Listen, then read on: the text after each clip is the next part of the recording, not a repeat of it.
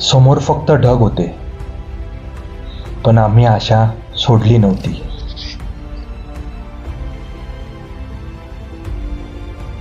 सह्याद्री प्रत्येकाला त्याचं सौंदर्य दाखवत नाही, तो आधी तुमची परीक्षा घेतो. सकाळपासून आम्ही फक्त एका क्षणाची वाट पाहत होतो. समोर फक्त ढग होते आणि मनात एकच प्रश्न, आज कोकणकडा दिसणार तरी का? पण सह्याद्रीची एक गोष्ट आम्हाला माहीत होती, तो कधीच घाई करत नाही. जो संयम ठेवतो त्यालाच तो खरा रूप दाखवतो. आणि मग तो क्षण आला ज्याची आम्ही सकाळपासून वाट पाहत होतो. समोर उभा होता सह्याद्रीचा राजा, हरिश्चंद्रगडाचा कोकणकडा. हा तर फक्त एक छोटा क्षण होता.